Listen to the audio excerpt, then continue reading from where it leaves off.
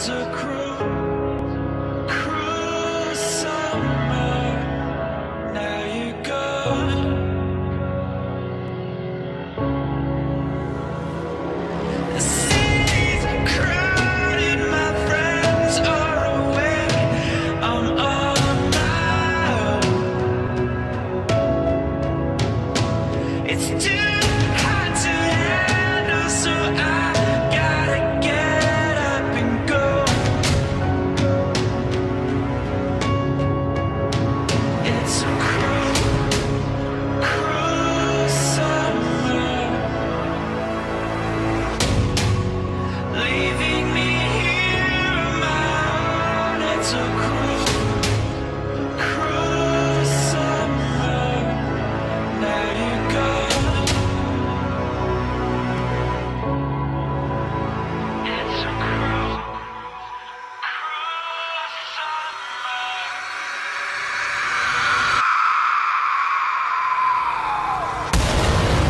leaving me here on my own. It's a cruel summer. Now you're gone.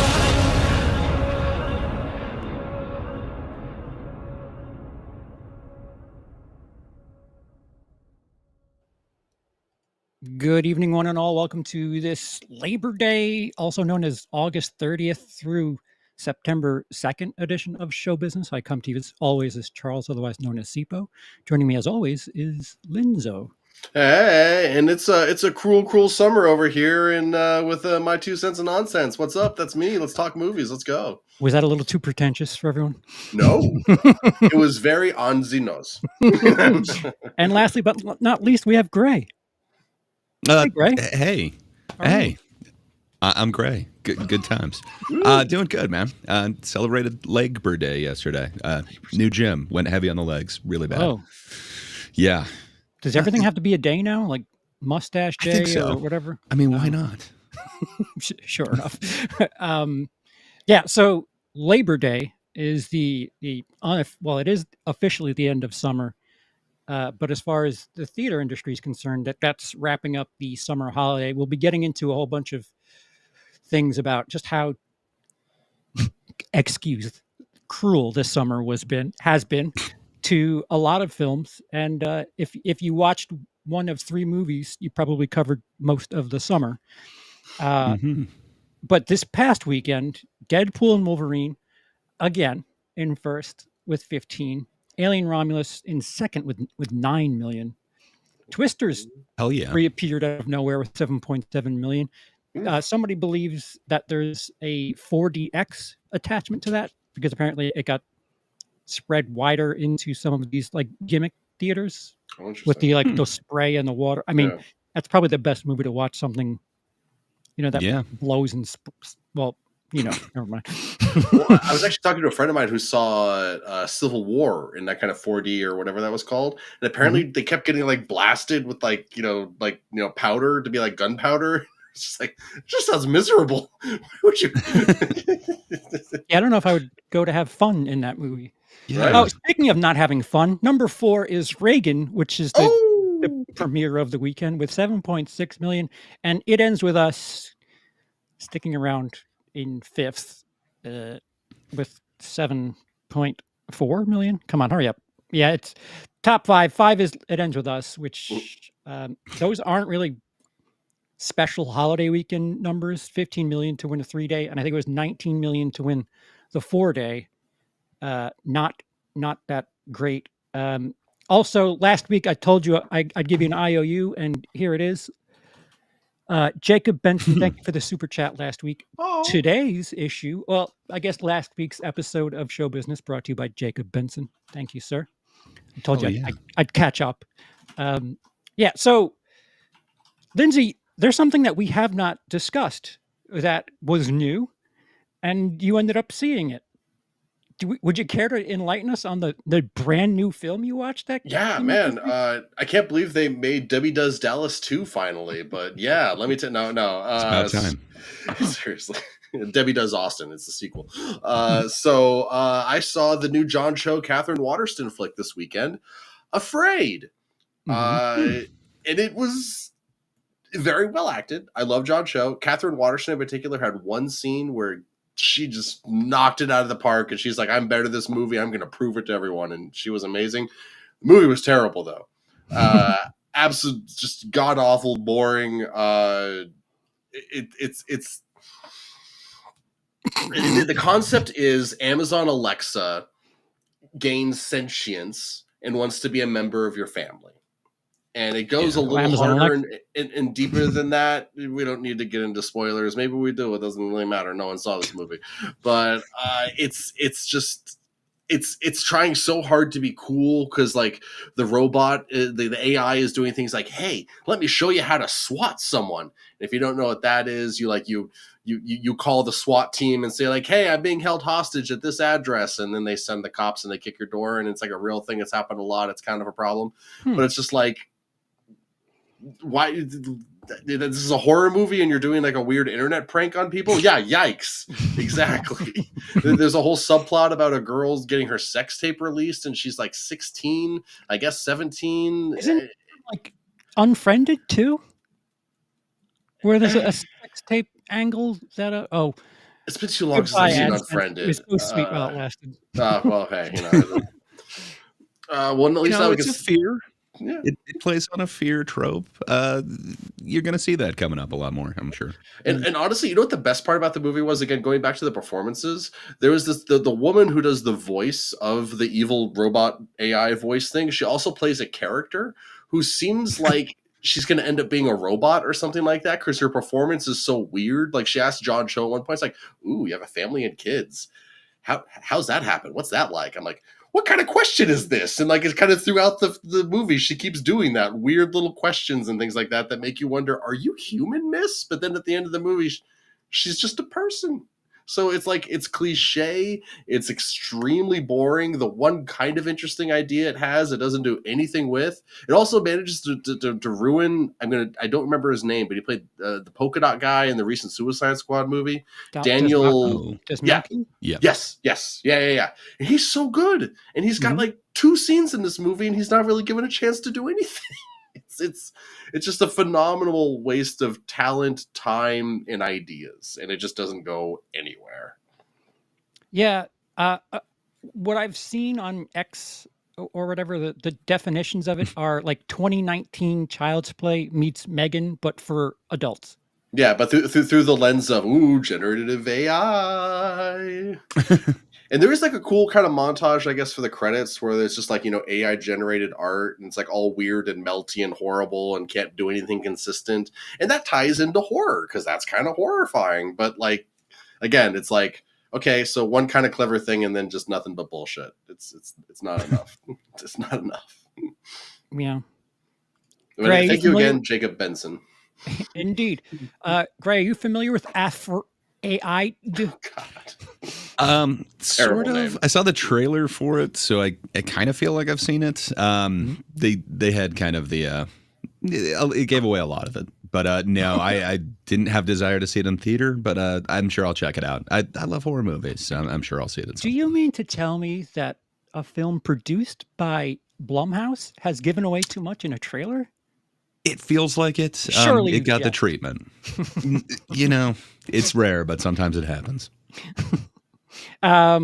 Did you catch up on anything? Well, I guess I'll go ahead, answer that question, then we'll work over. A ton of things, but nothing new. Just a bunch of, well, I mean, they're all 2024 films, but Daddy-O that you were talking about, and there's like 3 or 4 other ones, but yeah, I don't know. Just kind of catching up on 2024 Quick thoughts flicks. On Daddy-O.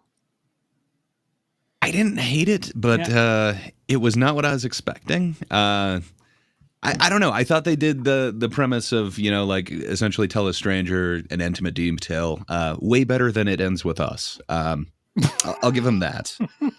They both kind of open with that same type of premise, and this is much better. But I think you kind of mentioned it before I even went into it, that it seems a little bit more like a stage play. Just you're kind of 2 people, 1 vehicle most of the movie.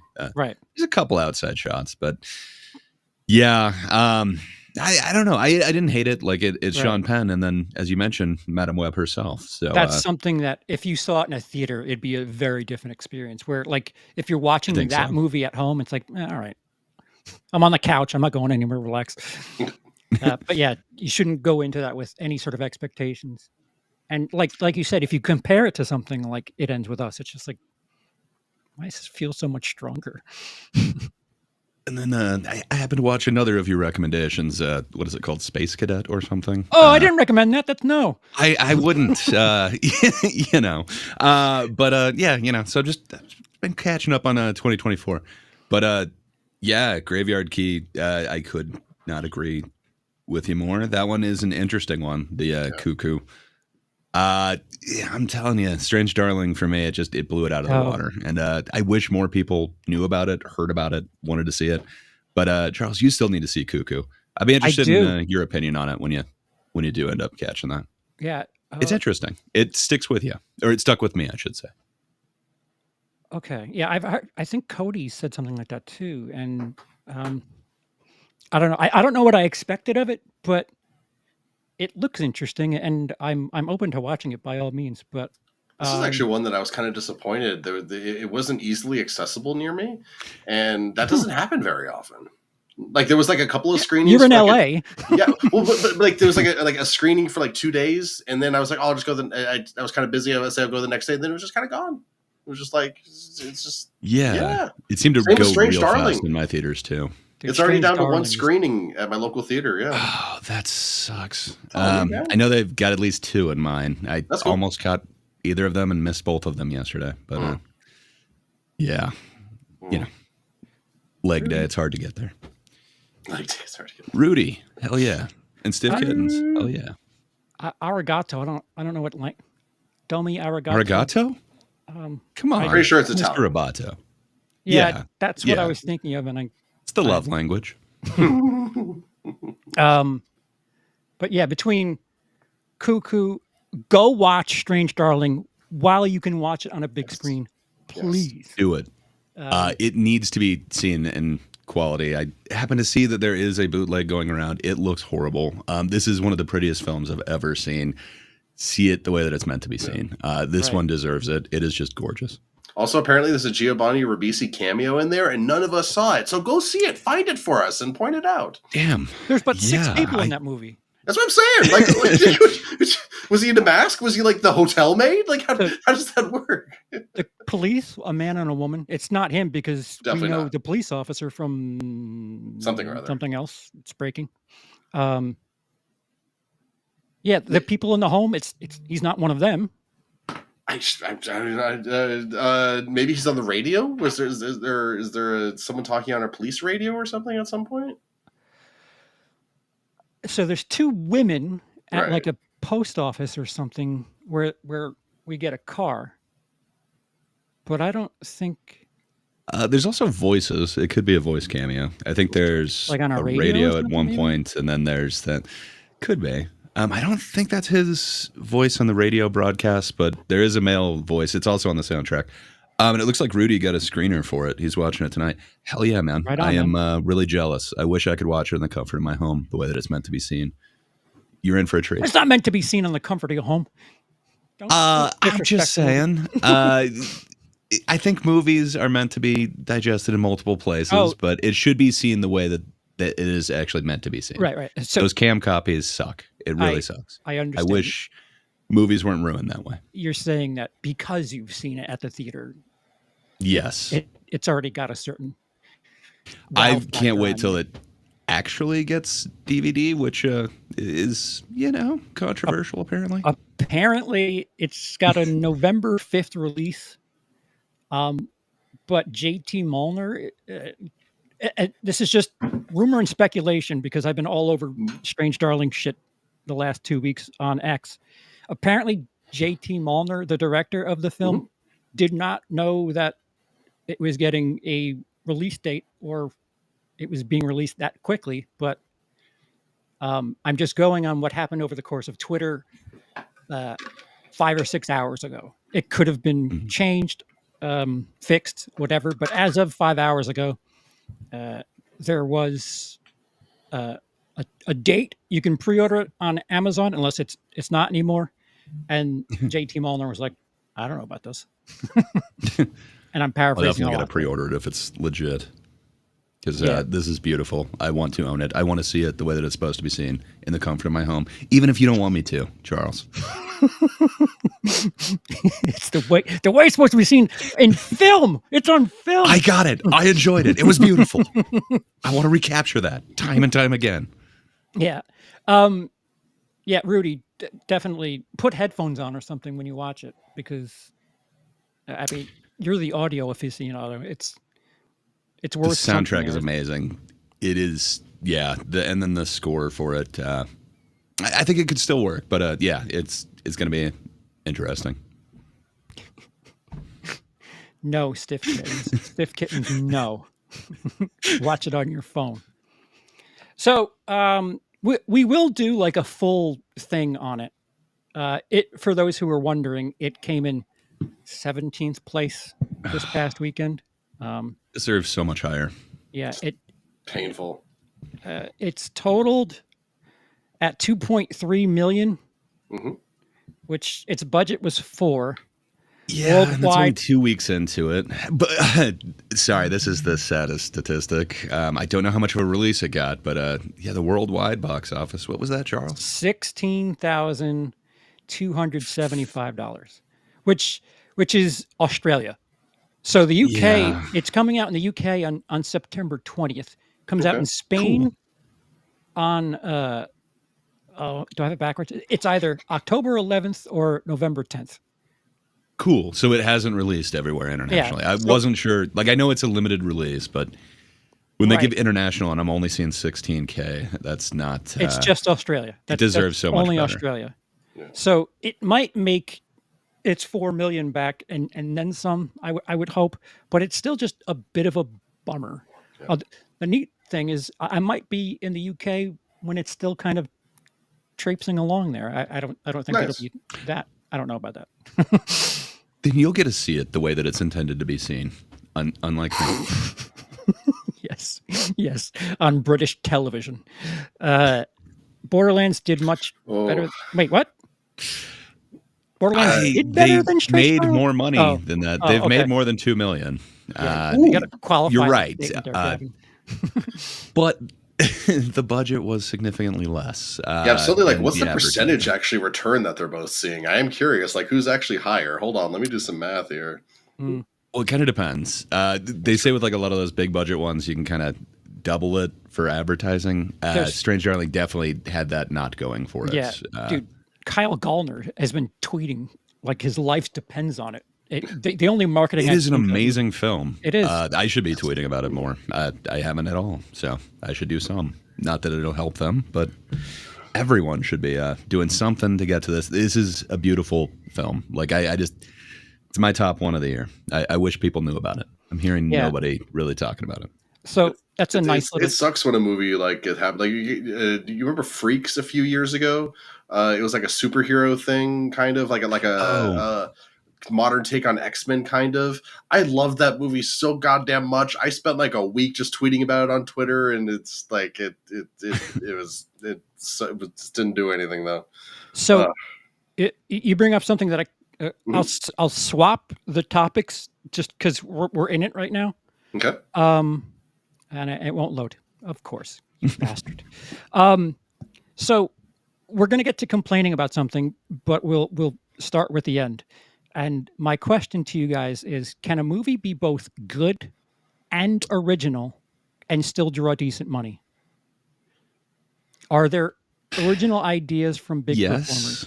Well, it depends. So, I mean, obviously, the two from last year, you kind of think of Barbenheimer. Would you consider those original, or is the fact that it's a biopic unoriginal, and then with the fact that it's like an IP that people know, I would even say though this story is nothing related to that IP? Oppenheimer is certainly more original than Barbie is. But have you ever seen that story from, or would you have thought that you would get an existentialist kind of surreal take on it, as opposed to like what we've seen in the cartoons or any other like Transformers? I'm trying to think.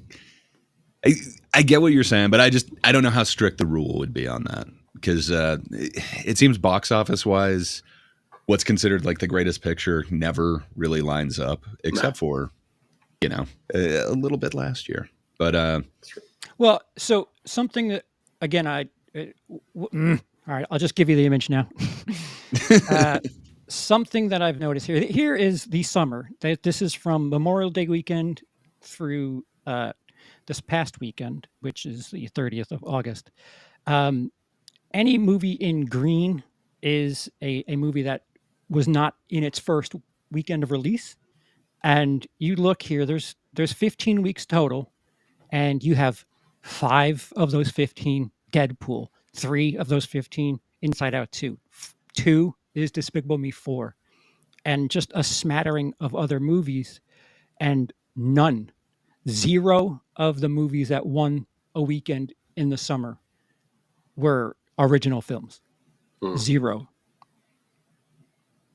And that's something, we'll get back to this in a bit, but that's kind of where I led with. I wanted to take the conversation. One more stupid question: would like an adaptation of a book be original?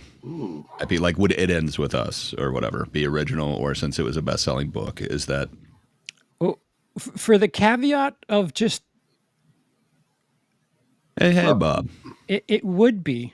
That's a good question, Bob. How is the Crow? It's doing better than Strange Darling, which is far too good. Sad. And by the way, I did the math. Strange Darlings has so far seen a 60% return on the production budget. Do you want to know how low Borderlands is? I would like to. 18%. That ROE. ROI, excuse me. Well, RO doesn't matter. It's nothing. Return on. You're not getting a return. So did you catch some of our discussion, Lindsay, while you were making ridiculous math? I'm sorry. The moment that figure entered into my head, it's like, I need to know what this is. No, it's fine. I get it. I made this stupid thing with numbers and colors, so I understand. Hey, but what you made was pretty. Be proud of it, Charles. Me and my nerd porn. I mean, it makes me so happy that Longlegs did so well.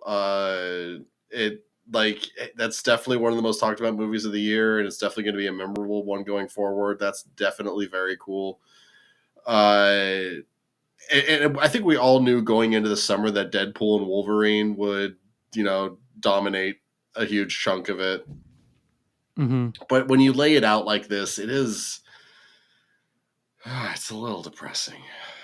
So technically Bike Riders would be new. That's 10 million. That's a tenth of what came in first that weekend. In A Violent Nature, 2 million, although it got quite a bit of play from the horror community. Longlegs, like you said, 22 million, ended up making 100 million total. Trap is really? Is that 100 million? Oh, go Longlegs. Yeah. Okay. Yeah. Sorry. Trap, technically an original film. It Ends With Us. We'll put the asterisk of Gray's question and Blink twice and Reagan. These movies in teal are films that were the highest performing new release of that week, and we're just hammered by whatever these layovers are, whether it be Inside Out 2, Despicable Me, Deadpool, Wolverine, so on and so forth. But yeah, I guess this is a movie I always go back to, Lindsay, and I'm sorry. When are we going to have a Back to the Future? Like, when are we going to have like this ridiculous, silly sci-fi action film that just slaughters at the box office?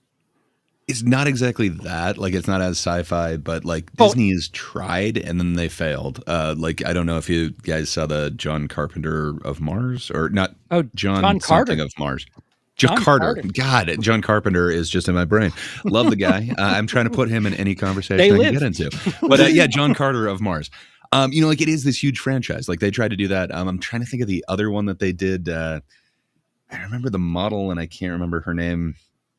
They tried to launch another sci-fi franchise.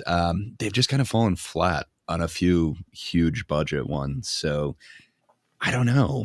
When I look back at like the list of the top box office ones from like 22. You've got like Maverick, Avatar, Black Panther, Doctor Strange, Jurassic World. Like every single one of the top highest grossing of the year are all something we've heard of. Yeah, something we were Barbie familiar and with, right? Oppenheimer are kind of the only ones that didn't do that in like the last 3 years. I could have gone back further, but I'm lazy. But every single one of them is either a sequel or like a reimagining, a spinoff of something, with the exception of those two.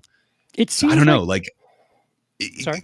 can you think of one where they did do a new series and then it actually,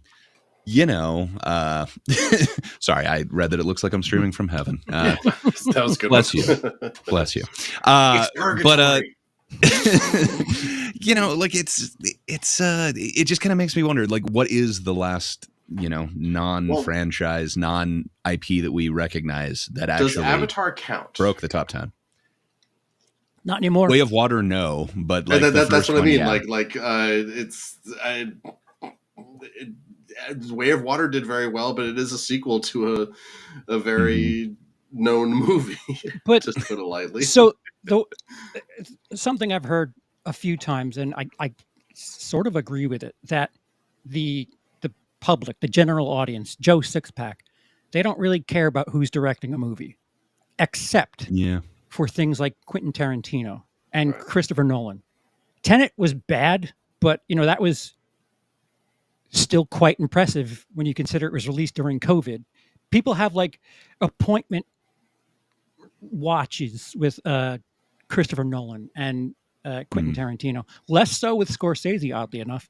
But there are certain filmmakers where they're like, okay, you've got my money, take my money, but nothing else. They have names that they go to, but not ideas. And it seems like the only other thing that studios will invest in is property that you're familiar with. How would you classify? How would you classify Dune? So I would say it's a reimagining, but and they're amazing. But each version is kind of. I would say it's a reimagining reboot. It would be the same thing as all those other ones, but I could be outvoted by you guys. This is definitely a new take on it. Would a new take on anything be new? Like, would Michael Bay's Transformers be new IP because we hadn't seen them like that before? Let's not go there. Although I guess it is kind of a fair question. I don't know. I'm just like going through the list and just like looking for anything that's like there's Top Gun Maverick. But that is a sequel to a 30-year-old movie. Yep. But other than Dune, other than Avatar, other than the one I literally just said, come on, brain, give me a break here. The Top Gun. Let me know when you mention something. Like there's a lot of like Chinese movies that look original, like Moon Man, The 800. I'll find another one in a second here, but I don't know if they're actually doing well outside of China, and the only reason they're in the list is because China's got a third of the world's population to it. It's overrated. Wonka doesn't count, dude. If you go back to like 15, some of the heaviest hitters are something we've seen before. Even Gray, Mad Max. That's technically the fourth movie in that series, and that was like everybody was like, oh. Action films are back. Are they? Well, I mean, when you look at the Best Picture nominations, like none of them. So I guess Best Picture winners, none of them have ever been a sequel except for Return of the King. I think is the only sequel. Godfather 2, no? Yeah, Godfather 2, right? Oh, you're right. Wait, did 2 get a 2? Not quite as good as it Godfather could be 3, but Right. Yeah, I know. So Godfather got one, but I'm not sure. Did 2 get Best Picture? I could be looking this up, but I'm just going to say it to the internet, and they'll correct me. But comment very down below few. with the correction. So it did win Best Picture. I don't know. Like, okay. Yeah. Thank you for correcting me in real time. I Greg, admit can you I was not wrong. lie to our audience, please? Come on. Don't lie to I'm not Dice. sure You if lie I to can everyone make else, that but not to agreement. Dice, okay?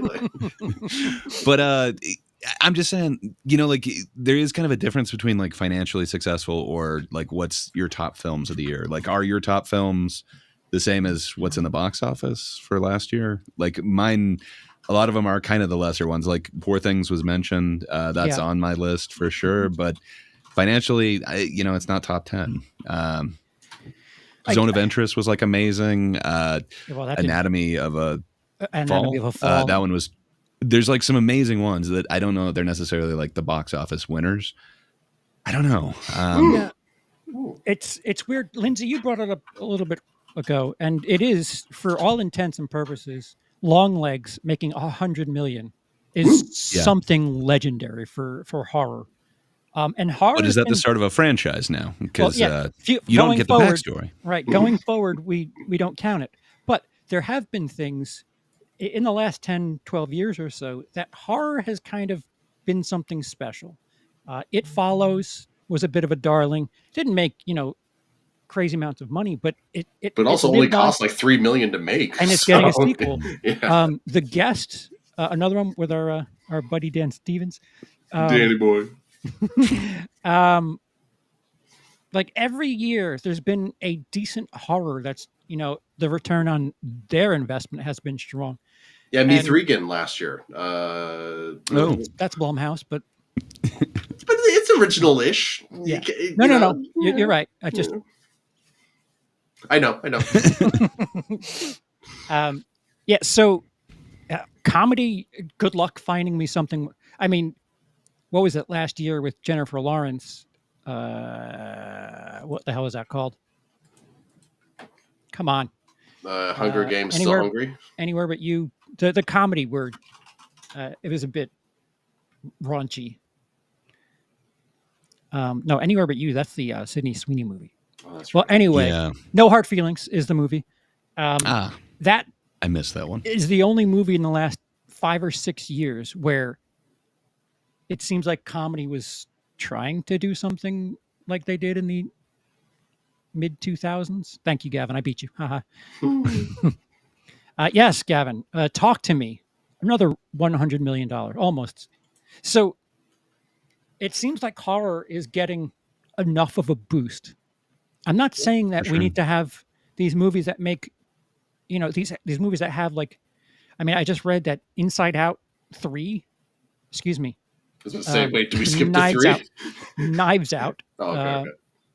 3 has got a budget of 400 million or something, which is a lot. Well, yeah, they've got to one-up the costuming they had from last time, so come on. Daniel Craig's going to wear a different suit in every shot. Not every scene, every shot. But what's he going to do this time? Last time it was high-waisted pants. Where's he going to go with this? I don't know. Also, for the record, I love Knives Out. Give that man quadrillions of dollars. I want a Knives Out every year. I want as many Knives Out as there are... You're not helping the current situation. We're just. I know, but we're being hypocrites, like in the moment. Okay, fair. Didn't they sign on for 4 of them? I know there's this one, but I think there's like one more in the works. I could be wrong on that, but yeah, you might get your wish. Doesn't count. It's a sequel, regardless. But I guess my point is, we don't have to make things for $300 million where studios shouldn't feel like they're taking a risk. But I think all of us can name 3 or 4 movies, especially Strange Darling, where we've watched them over the course of this summer. And if it just had a little bit of wind at its back, it could have been something bigger. And stuff like Strange Darling. What was the other one from, damn it. I don't have it in front of me. Longlegs did, that had a bit of a TikTok residence. Also, you gotta love that they called it Long Legs as like a dare. Like, yeah, we're gonna have legs at the box office. Long legs. Sorry, I had to. Kinds of Kindness, which was the newest film from Yorgos, which he did Poor Things, as did Emma Stone, who was in it as well. 14 million worldwide. I don't know if this was a summer release, but it was certainly late spring, and that's Boy Kills World, which brought in 3 million worldwide. That that's a movie that you should have watched instead of The Crow. Much better. Right. So why can't somebody just take a little bit of a risk and just advertise one of these cheap movies? By the way, do you guys want to hear something incredibly depressing? Don't show me my bank statement. Oh no, worse actually. Trust me. I have found an original sci-fi major motion picture release that made the top 10 in 2021. Can anyone think of what it is?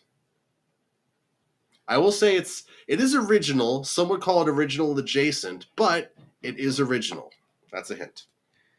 Sounds like it identifies as original, yet there's an adaptation somewhere. No, not quite. Yeah. I'm pulling in a blank on it. I can't think of any sci-fi from that time, but the Free whole time's a little Guy. hazy. Oh. Oh, wow. I guess that does have sci-fi elements. I guess I just wouldn't see that as Yeah. sci-fi. I would have thought it as, goofy. Also, it's not really movie. Like I cringe a little as I say it's original. The other thing is that's a family movie. Yeah. Families are doing fine. Well, that's Kids' true, that's movies, you animate something, it's doing quite well. You CPO'd the heck out of that one, CPO. Well done, buddy. Well, plus, like I would say if this year, but I don't think the family movies have anything to worry about. Yeah, no, you're right. You're right. But Fair enough. even though if kind of underperformed, I'm talking about like things where young adults and regular adults can go to the theater and be like, you know what, that was, I don't feel like I was going for the sake of my children. Like, yeah, I get it. Strange Darling is probably not something for younger audiences, but it's a hell of a good time.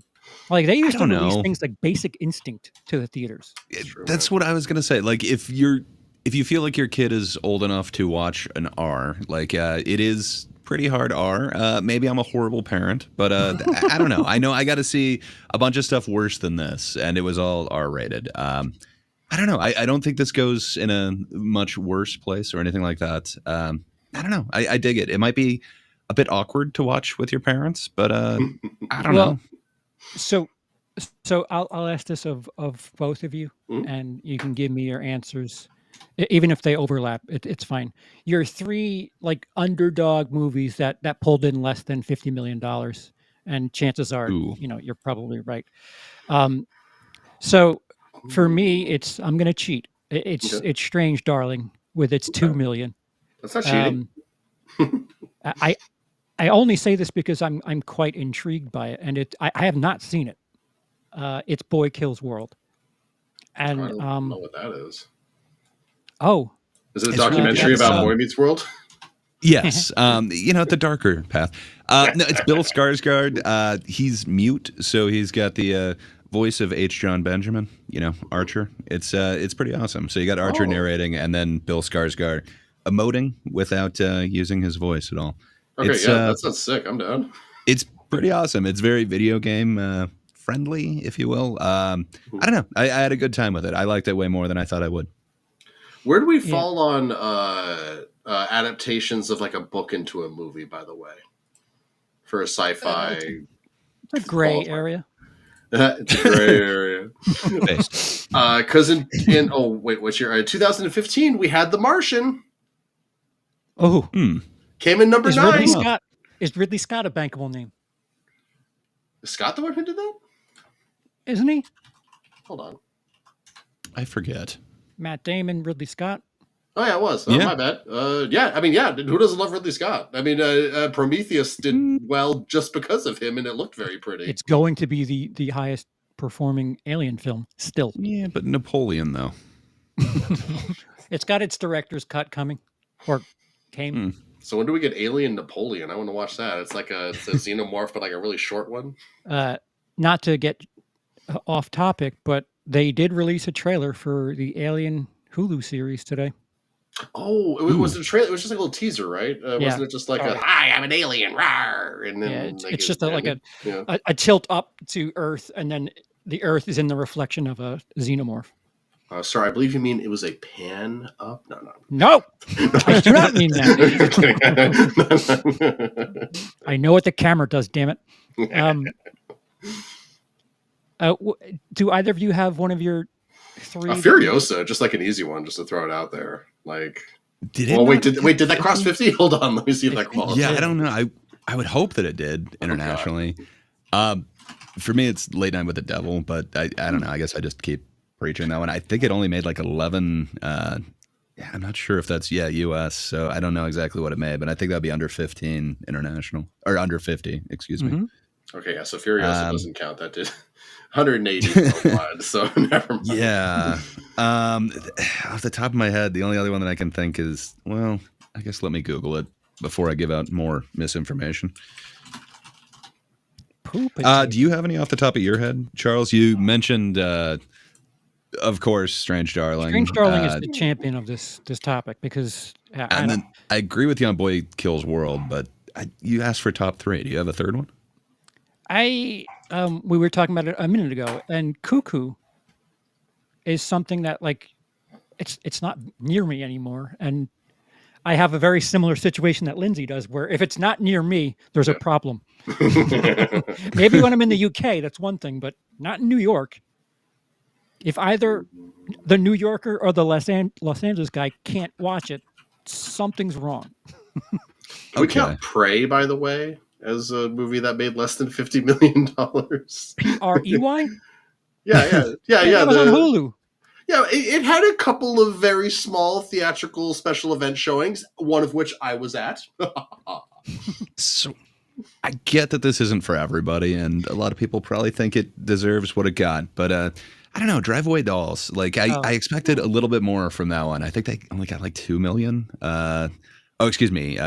7 million worldwide. So I don't know. I wanted a little bit better for them. I know it's supposed to be a B movie, but I feel like it got very written off, and a lot of people didn't quite get the tone that it was going for. But yeah, certainly didn't cross the 50 million. But I guess it's part of a trilogy, so hopefully they're better on the next one. I mean, we could linger. I mean, because Lindsay brought up Furiosa, we could talk about things that either didn't perform well, which The Fall Guy is original. Yeah. Well, no, it's a lucid. I mean, there's the 80s show, but yes. Okay. So that's why I was asking about Transformers, man. It's kind of the same thing. Okay. Furiosa really underperformed, but then there's things like Roadhouse, which didn't get a release, and Beverly Hills Axel F was really good. It's weird. Like you could go the other Doug Liman one, the Instigators or whatever, that just kind of came out too. That one also didn't get a release. He's had a streaming year. Yeah, I would not say bad movies, but right. The Instigators is I don't know if the audience would have been there. A little bit of a watered down The Town with a bit more humor in it, a lot more humor in it. But yeah, I don't. With all due respect to Doug Liman, I don't mind watching either of his movies at home, but I do think they should at least just get a dance pass, at least like just a little bit, 2 weeks. By the way, I'm going to bring up, because I saw it earlier. I mentioned it earlier, a movie that I love that didn't make $50 million. Freaks, $335,000 worldwide box office take. I think I'm going to take the trophy for the lowest grossing movie for the night, guys. That's not a win. I don't think you understand. No, he made the trophy. He wins the trophy. Here is the trophy. It's a Diet Dr. Pepper. Did we? Did we all give 3? I wanted to give The Nice Guys, but it actually got 60, so I can't. Nice Guys, that's 10 years ago too. No, that's true. And like I would agree with you. That's an action comedy that felt like something. Right. Really should be a good performer. It's probably like the best movie that came out that summer as far as probably. Just quality of film. Bang for your buck, or bang for their buck. But is there any way to draw audiences without something that they're familiar with? Is it getting a big time director? Like if you get Ridley Scott to direct, I don't know, Strange Darling, would people go? If you got Tarantino to direct Strange Darling, oddly enough. Maybe. Very similar storytelling. He has more cachet for sure. Like, I don't know. Ridley Scott is so hit or miss. Like, Napoleon wasn't some like breakout hit or anything like that. And Joaquin obviously, Phoenix too. Yeah. So I don't know. And then, Gladiator 2 was just mentioned. I don't know how that's going to do. The tone on it seems very odd for a Gladiator film, but, it is just a trailer. I love the first one. It's iconic. So I don't know. Maybe he can go back to that well. But I don't think you can just bank off having his name on there. I think that Prometheus and Covenant kind of say a little bit about that. Lindsay? Sorry, I got distracted here. Did Covenant do better than Prometheus? I forgot. No. Yeah, that's why Prometheus is the strongest alien film at the box office. And Romulus is catching up to it pretty quick, right? Yeah. Okay. Romulus did pass Covenant.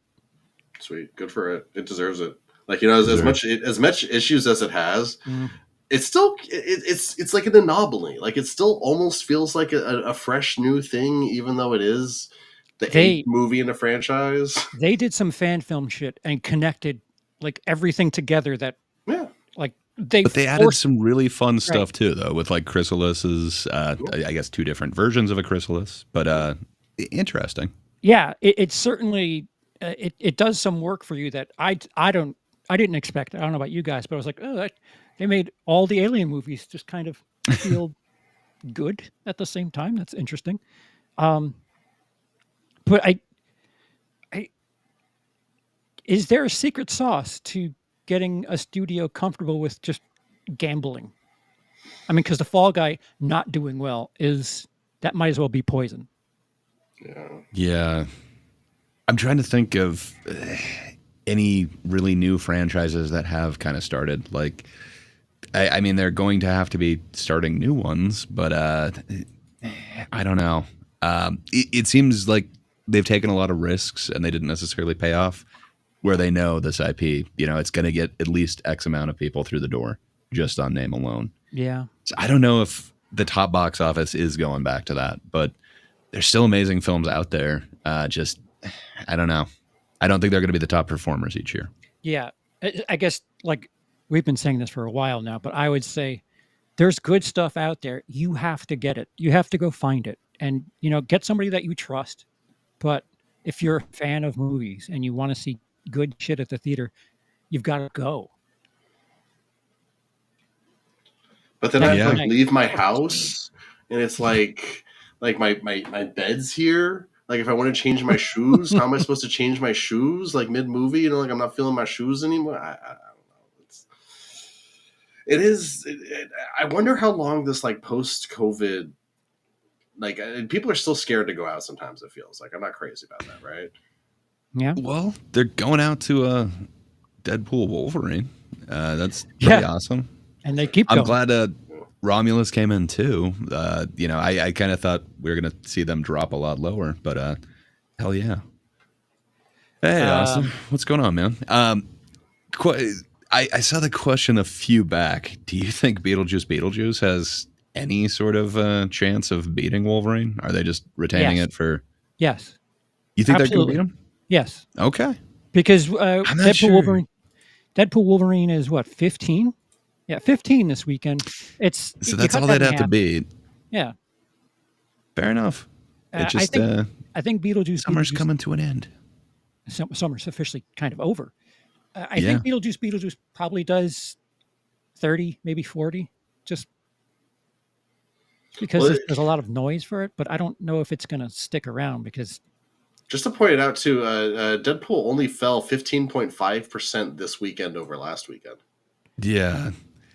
So it might not be... I'm just going to say, I'm going to be the dissenting voice, the naysayer. I don't know. I think Wolverine's going to go strong, man. I don't know. I'm thinking it's going to be a Furiosa thing. Like, is everyone crying for a new one of these? I mean, it does have Jenna Ortega, but... I was going to say, Jenna Ortega is definitely a draw right now. So I think her alone, I don't know if it'll, like, blow past Wolverine and Deadpool and, like, completely kill it, but I think it'll make more. Yeah. Even if it just needs to match Deadpool Wolverine this weekend, I could see Beetlejuice definitely doing 15. Okay. Like, if you think about, like, the fact that this movie was really willed into existence, Winona Ryder had that clause where when she was filming that damn Netflix show, The Stranger Things, the strange one, if they started filming a sequel for Beetlejuice, she had an out. And that's somebody who was planning years in advance. A lot of people have waited to see this, and I don't know. It, sure. Wow. They're saying projected 180 million opening. I don't know. Opening? No, Maybe I'm cynical. I just don't see that this year. I don't see that but either. Maybe I mean, I'm that'd wrong. be kind of sick. Don't get me wrong. I would love that, but that's tracking. That's the word I'm looking for here. Oh, wow, Deadline. Beetlejuice is massive. Beetlejuice. Well, Warner Brothers sequel to tally a lot of bananas at box office with 145 million global opening. Oh, Really? global. Oh, Yeah. okay. Yeah, so I was just like, I don't think, I just don't see it. But all right, maybe I'm going to be totally wrong, and I'll just look like the idiot I am. Which, fair enough. I just think this year has been tricky, man. Like I would have thought for sure, like Furiosa would have done more than it did. I just don't know that the audience is super there for this, but maybe we're getting near the Halloween season. It's too it'll soon play for that, in I for would the think. next. We'll see. I think you wait 3 weeks. You know what? Release it Friday the 13th. You release it Ooh, that would be Fridays awesome. from now. And That'd be cool. I don't know if it's going to pull in 180 at that rate, but the closer to Halloween you get with something like that, I mean, how many of the Halloween 2018 kills and ends did they pump out the week before? That actually is a really good point. I keep forgetting it's September now. It's Halloween season for 60% of the people that exist out there. 80% of you on my feed. Okay, 75%. Split the difference. Yeah, actually, you know what? I was being pessimistic, but you know what? Beetlejuice could do some pretty good numbers this weekend. I'd be down. I really would. Does the quality of the film matter? Are the Probably reviews not out for yet? opening. I mean, I don't know. Do you think it was just the reviews that tanked people from going to The Crow, or do you think it was just the fact that nobody really wanted that? I don't know. So I'm not saying it got good reviews, and they had, I think, somewhat of an embargo as well. So Yeah, it those was are kind of right. last minute. This isn't good, but I don't know. I don't think that's what prevented everyone from going to it. So I don't know. This is more of a sensation for sure, but not sure. Yeah, it's just like a really weird time. I don't know if I had it here. So Lindsay brought up the excuse me, the yearly grosses, Mhm. and as of right now, which is 2/3 done. Yeah. For domestic, the total box office is 5.9 million, Billion? which, excuse me, billion. Yeah. It's still. Let me see if I can get this up. There's been a lot of movies released this year, so Right. that split isn't great. So right, exactly. So 5.9 billion. Last year it was 8.9 billion, and people thought last year was really shitty. So we need Yeah. 3 billion for the next 3 months, 4 months, Just to be just to beat par with a really shitty 2023. 2020. See, now when we get closer to 2020, it's a little bit less. It's foggy. 2022 is 7.3 billion. 2021, 4.5 billion. 2020, 2 billion. But most of the year it was Yeah. closed. Then you go to Those 2 years. 2019. It's 11.2 billion. 2018, 11.9 billion, and 2017, 10.9 billion. I don't think.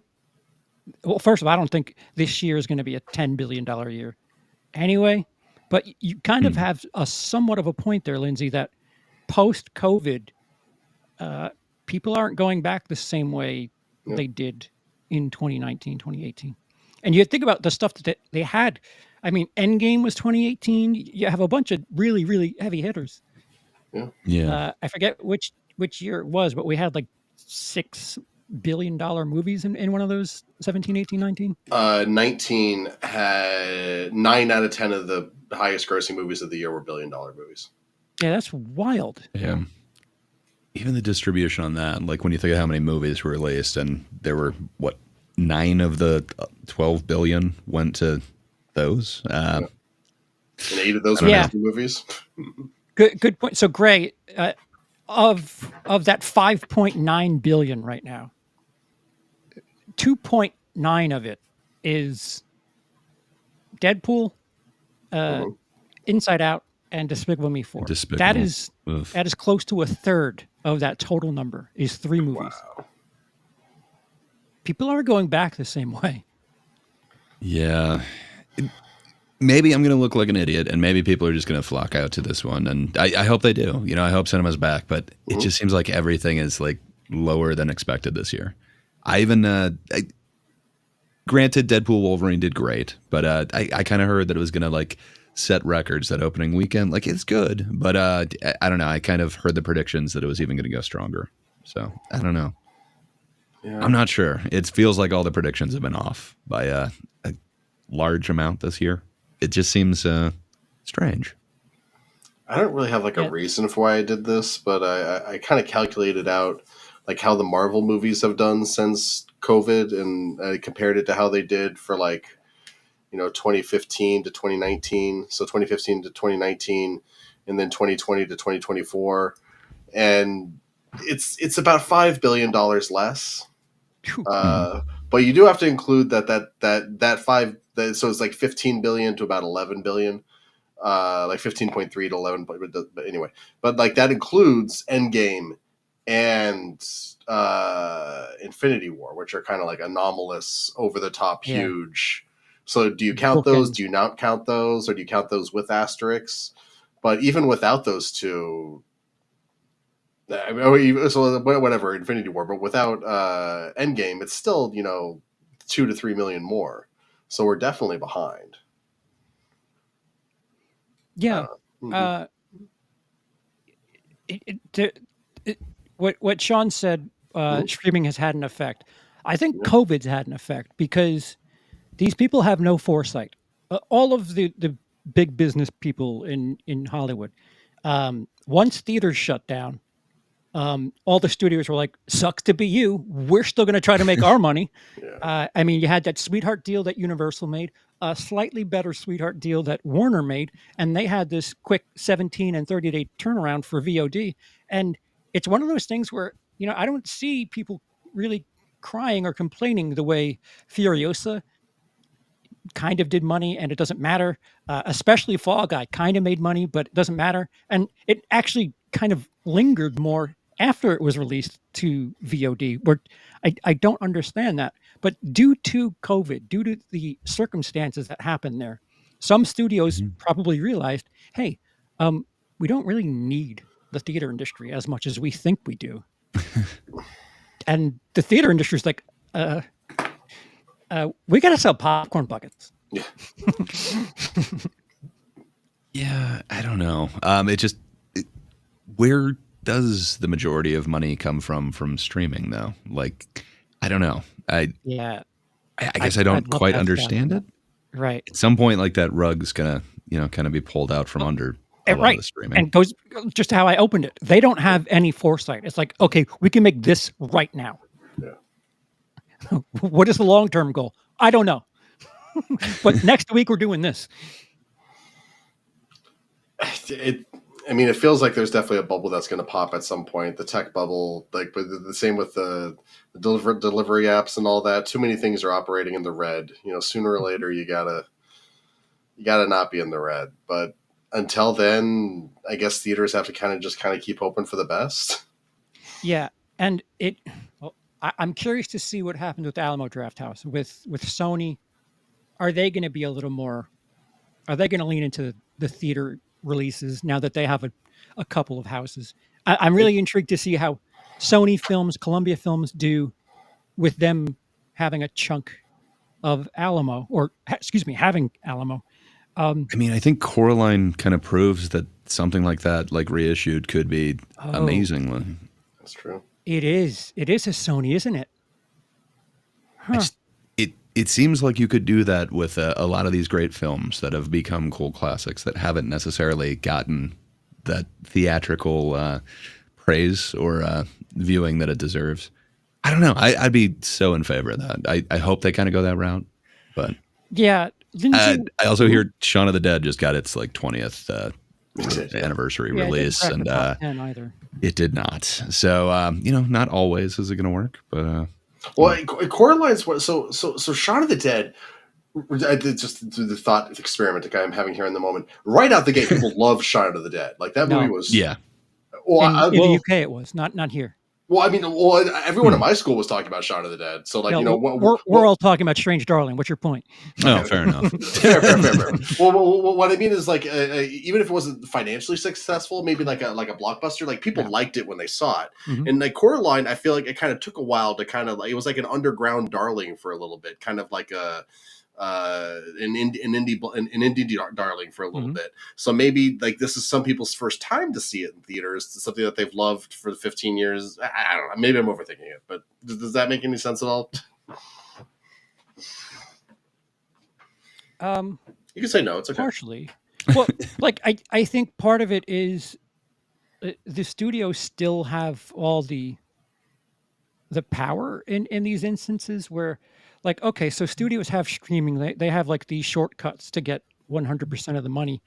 Meanwhile, theaters, my solution would be, let's have theaters start gambling a little bit. Have have some sort of agreement where you're promising that 3,000 screens get Strange Darling. I mean, they know their numbers. They know where they can squeeze things in and out. So, you know what? If these big studios aren't moving things around to help you out, then go find something.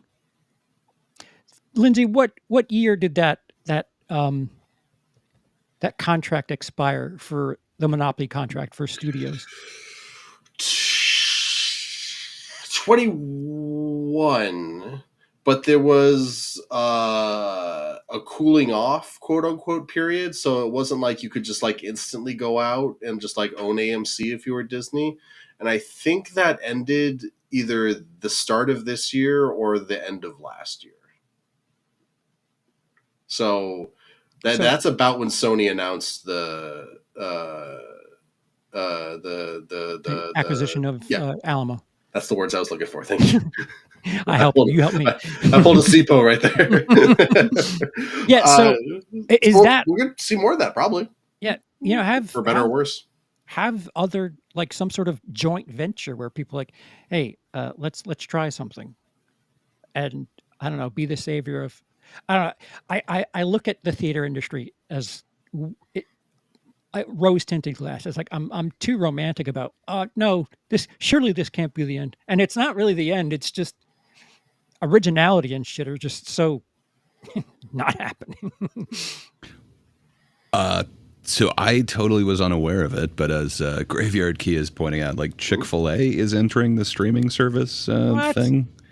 They're doing a reality show based off of their, I don't know exactly what it is, but some sort of contest thing through a streaming service that they're going to do. I don't know, man. That's interesting. Fast food streaming services. That's just...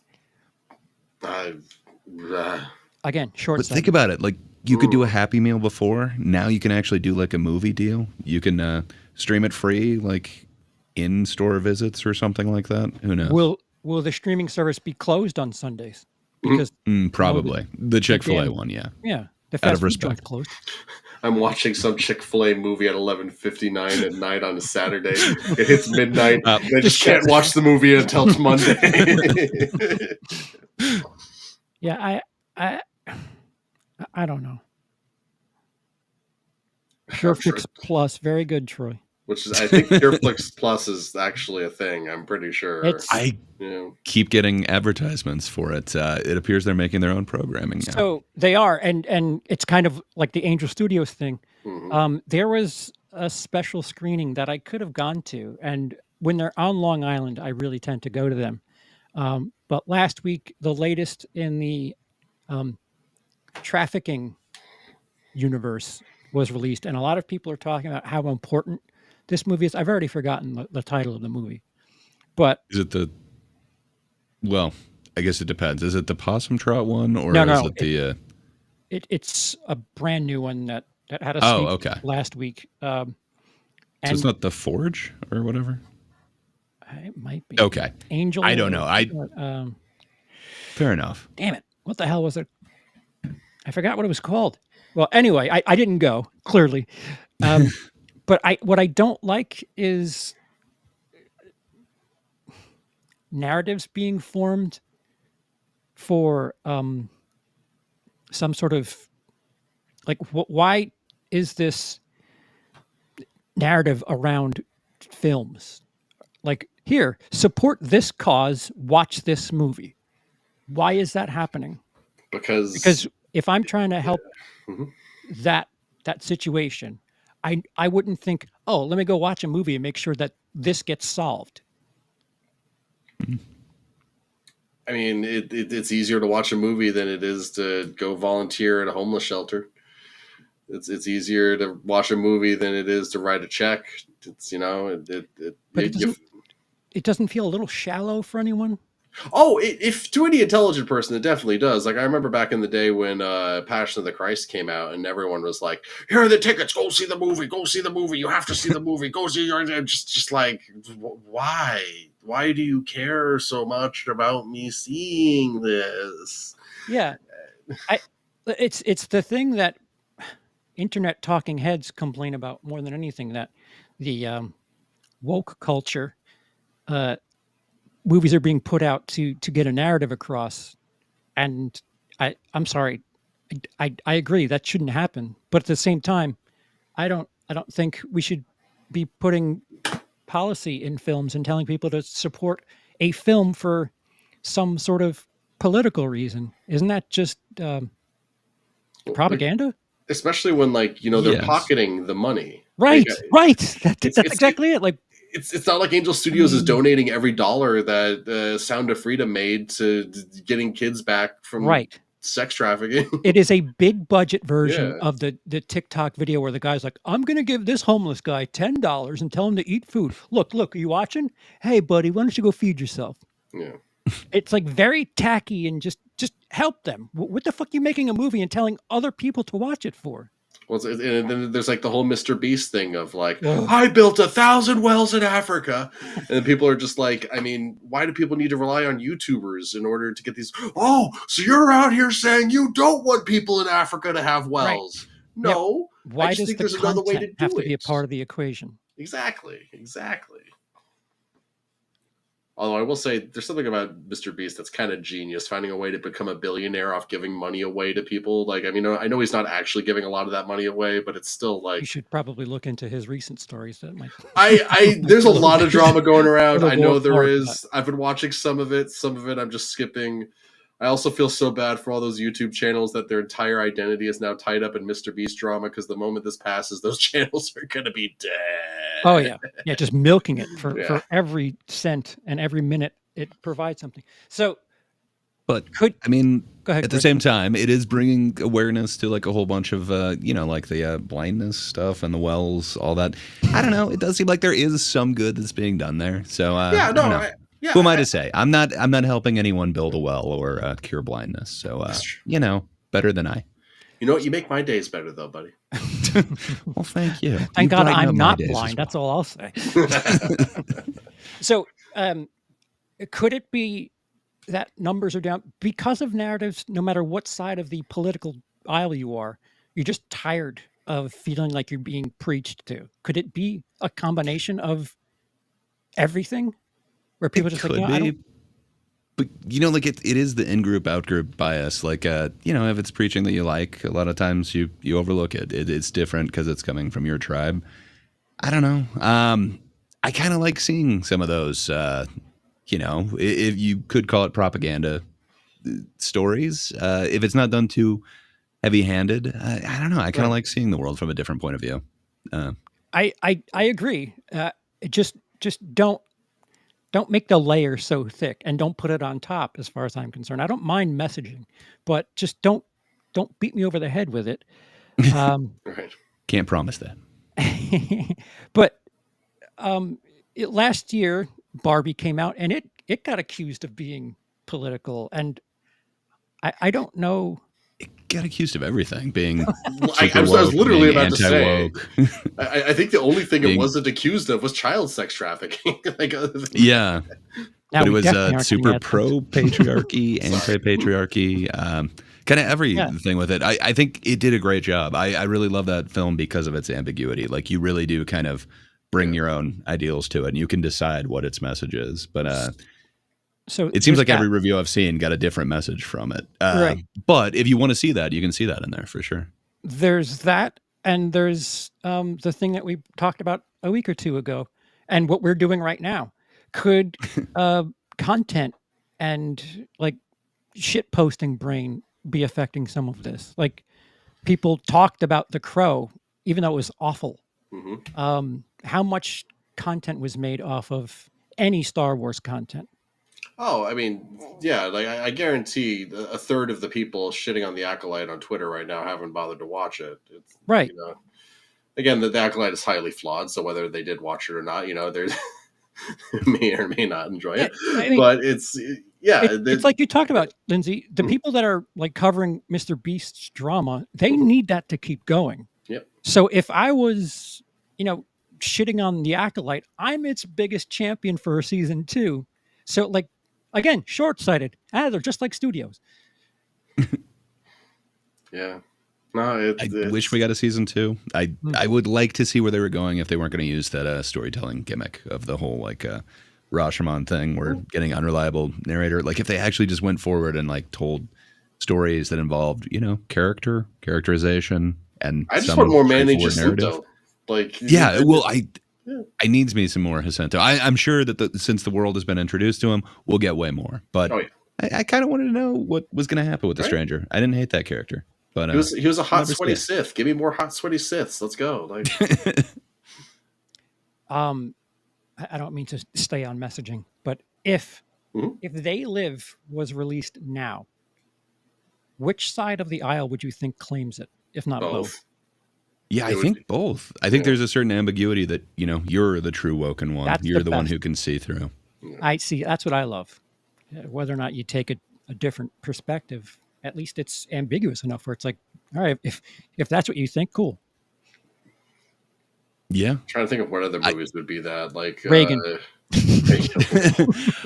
Well, we're going to get a remake of Running Man. I don't know. I wonder where they're going to go with that, because I could see them putting a whole bunch of different reasons for the world existing, as you could go a lot of different kind of political bends on it, socioeconomic, if you want to go that route with it. It seems like you could make reasons for this Running Man world that weren't quite given in the original ones. I can see Oh, that. wow. Whoa. Oh, whoa. What's Wow. going on over here? Wow. So Jacob Benson is awesome and just Dude. gifted 5 WILIscredia memberships. So a bunch of memberships just Right on, popped up, Jacob. which is awesome. Awesome. Hell yeah. Congrats Welcome to the club, to those of everybody. you who have been gifted 5 WILIscredia memberships. We're getting closer to having an exclusive stream, so 5 of yeah. you are that much closer. Right on, Jacob. You already presented this episode. Now you're presenting an audience. This one is now Damn. sponsored by Jacob as well. Yeah, I'll relay the previous message. Where are you? This episode is now brought to you by what last week's episode was, and that's Jacob Benson. Thank you so much, sir. Right on. That's awesome. Hell yeah. Flashbacks to Sesame Street. This episode is brought to you by the number 4. No, but seriously, Jacob, thank you. You're awesome, man. Yeah, right on. Hell yeah, man. Where were we? I've been startled. Good question. Yeah, it was a, it needed the attention. Screeching Halt brought to you by Jacob. Hell yeah. I'm trying to remember. It was They Live, and then we moved on from there, and I can't remember Yeah, where from there. I But agree. They Lived is awesome. Speaking of John Carpenter from Mars, great flick. Yeah. Indeed. So we only have 45 minutes left under the overlords here. Evmux. So some news. Mhm. They're talking about the It Ends With Us sequel. It starts with us. It starts with us, has some issues with its stars. A quote in a Variety article says there's probably no world where Blake Lively and Justin Baldoni work together again. Wow. That movie, so to flip flop, that movie did rather well. Yeah, I think it opened to like 48 or 50? something like that. 50? 50. Yeah, which is kind of crazy. And it came in second, but Blake Lively's husband had the number one spot, but Yeah. still, it's doing good.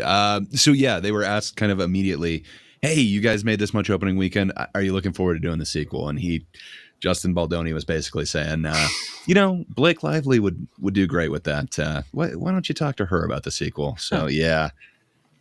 I have not heard about the Fight Club news, but I'm excited to look into Oh, it's that. an all lady club Fight Club, I think, right? What?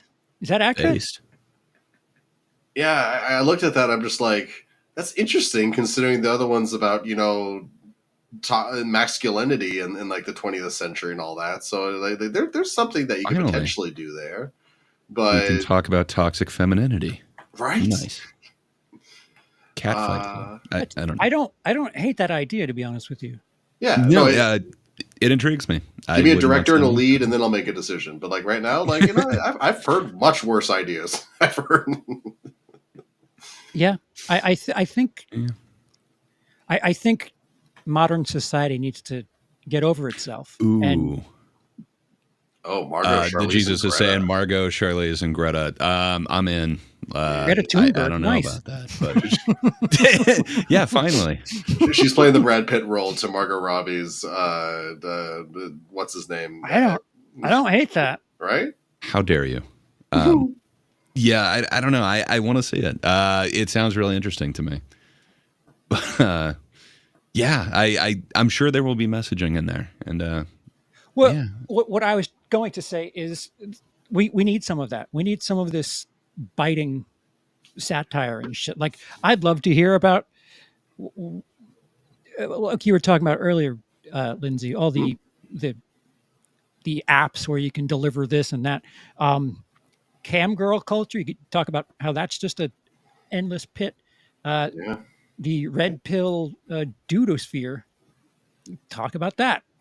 I'm not saying in one movie, but there's certainly a lot that you can satirize and mock in modern culture. And Hey, whoa. Fight Club is not a satire, sir. It is a 100% straight-faced, straight-laced, exactly what you're seeing is exactly what it's about. just about a bunch of people making soap. That's all. Right. That's all. That's all it is. Just dudes making soap.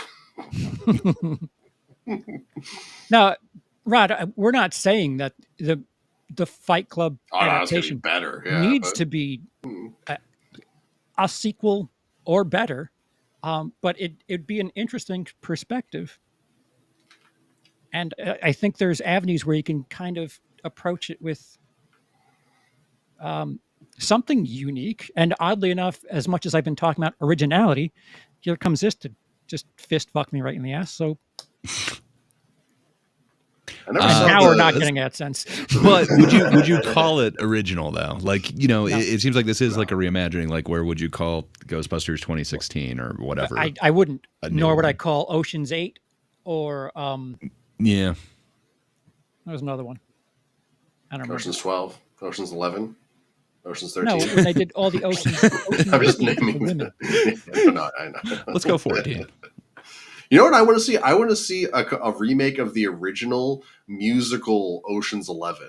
Like, I want those bad songs in there. I want that terrible pacing. I want that scene where they're showing an entire game of pool for no reason. Like, come on, let's go for that kind of remake.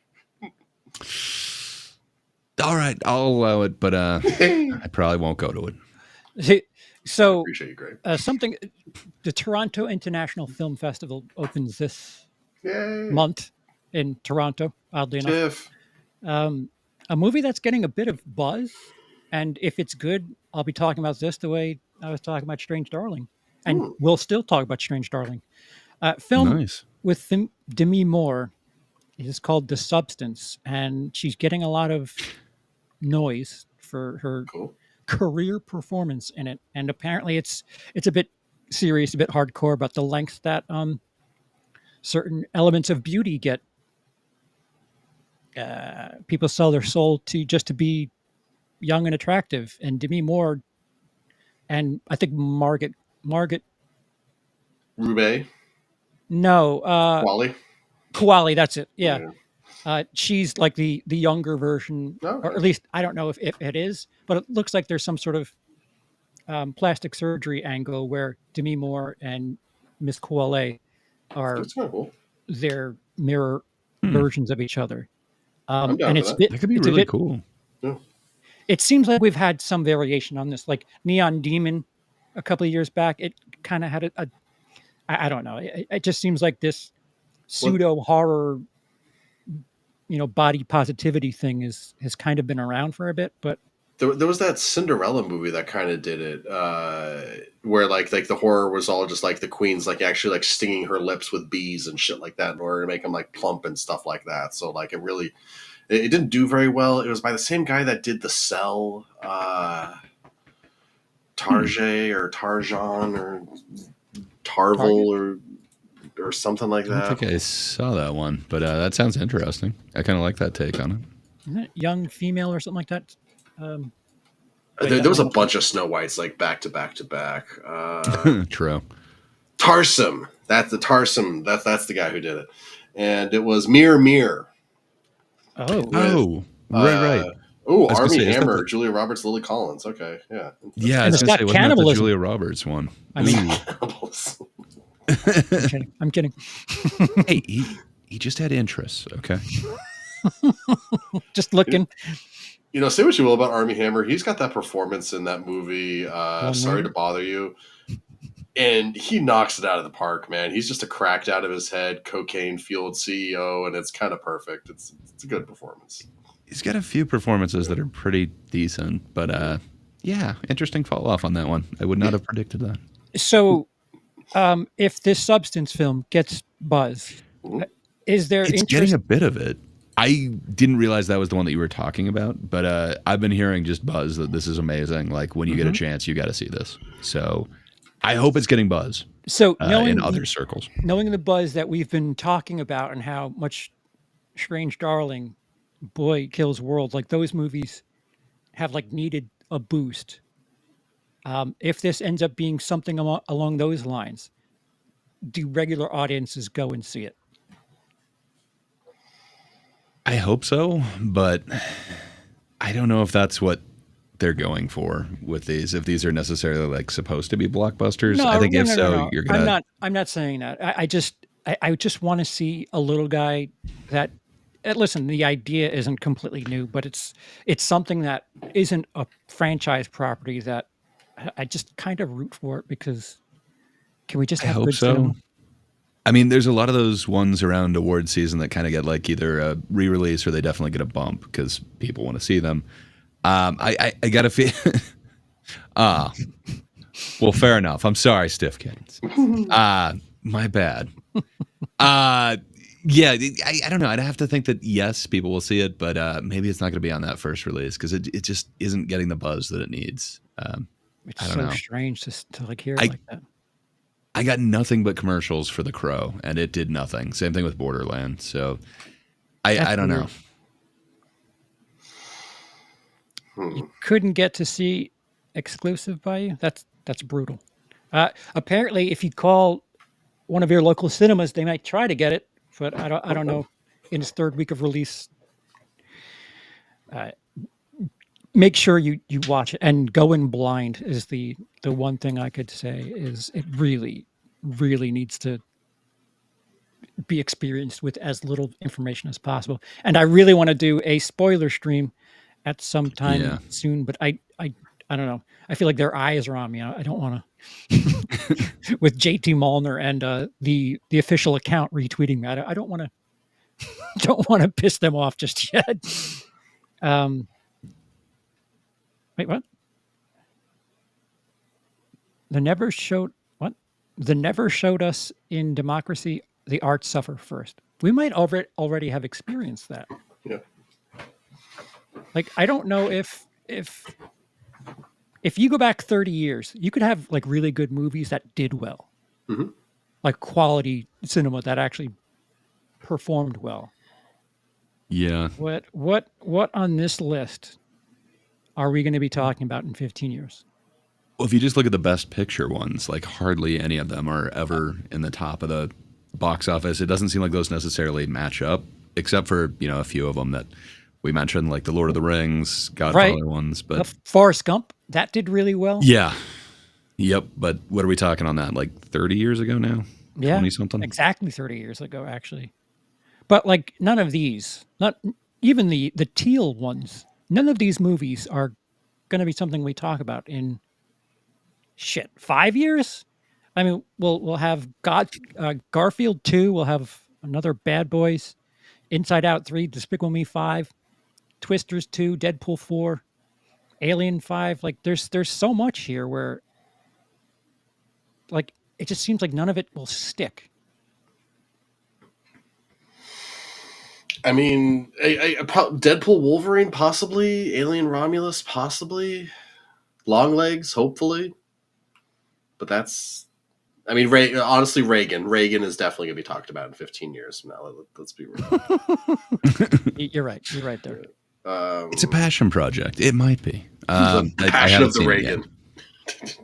Well, like you brought up last year, I think Barbie might be something that people talk about a couple of years from now. I think Oppenheimer might be something people talk about a couple of years from now.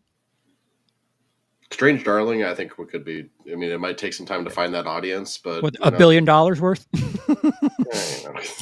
I think it's going to be studied for certain things that it's doing. It is different visually than everything else that I've seen this year. Yes.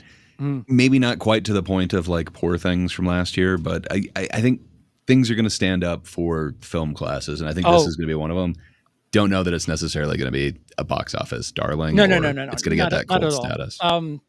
You're right on, Gray. I think you said this. I don't remember where we spoke, but you said something about this will be taught in film school, and I cannot agree with more. The intro to cinematography. This is a movie where the use of color, the use of costumes, themes with color, all.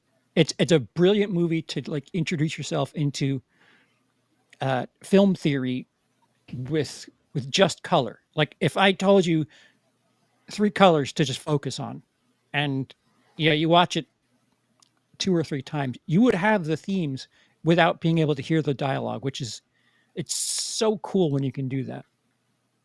Yeah. It is. And I don't know, it just works on so many levels. So often I've seen, for something visual, the symbolism, whatever they're going for there, it suffers somewhere else. And I don't feel like it does at any point in this. Just every single part of filmmaking, they knock it out of the park with this one. I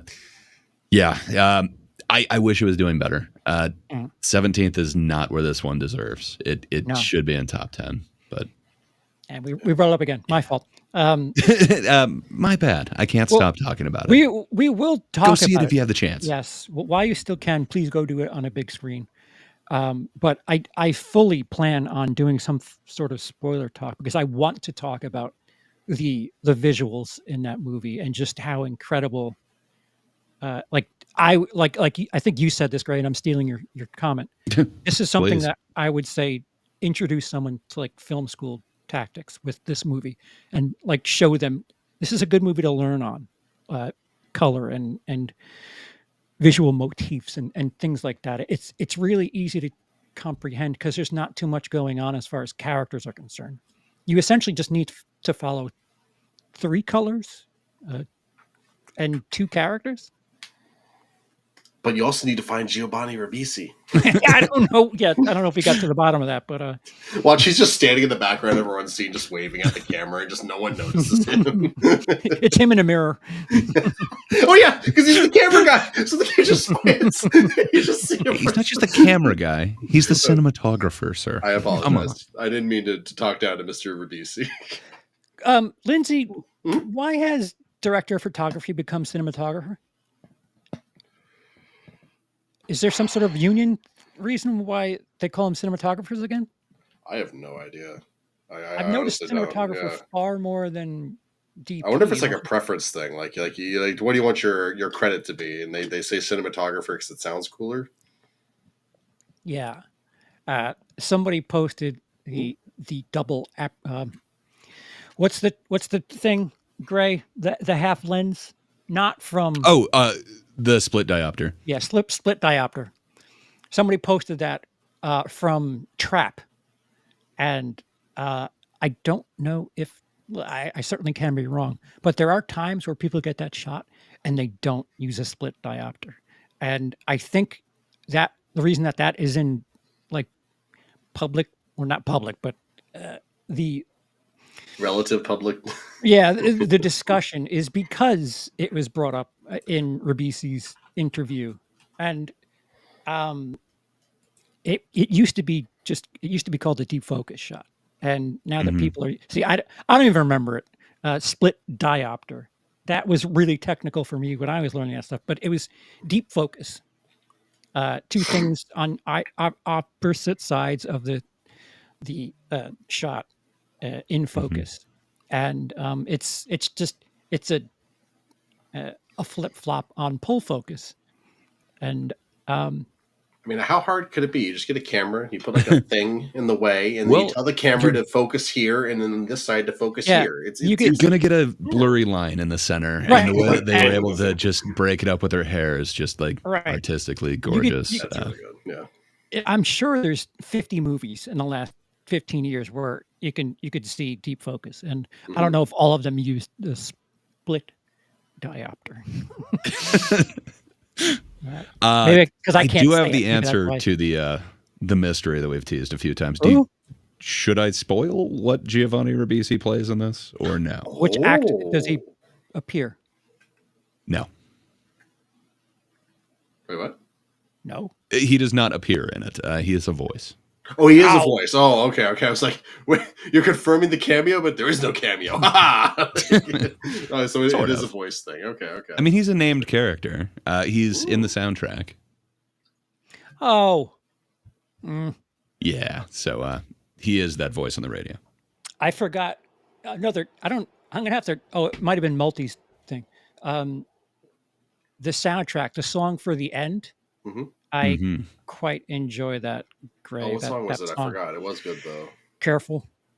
I don't remember if the lyrics do anything. Oh, okay. I'll But this song is very deep. I got a fucking gnat in here. I love the way you used Love Hurts over and over. That was fun. Yeah.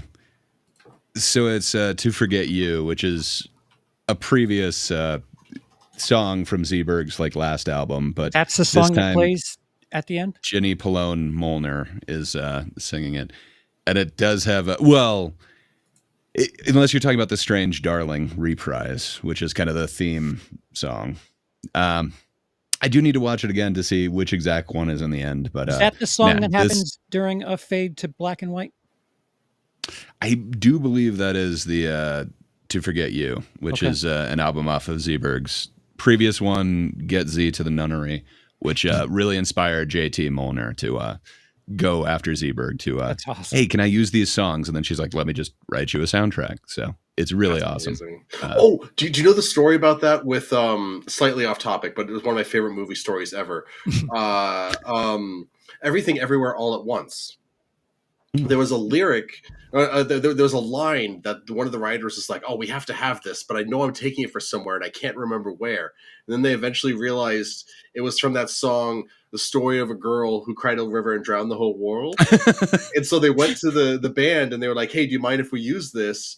And this is kind of what the movie's about. And the band was like, whoa, not only can you use it, we'll record like a couple of different versions of the song that you can then kind of sparse throughout the movie for like the different dimensional like multiverse stuff. I love it. Sorry. That's awesome. That's kind of awesome. Right? Yeah. It's definitely awesome. Yeah. I just think about how much we've talked about it in the last 2 weeks. The time we do a spoiler stream, it's hopefully, I don't know, it has like a super wide release by that point. But no more for today. Go if you can. You're running out of time. What else did we have? Lindsay or Gray, did you have something that we were putting at the tail end of this? Not Gray.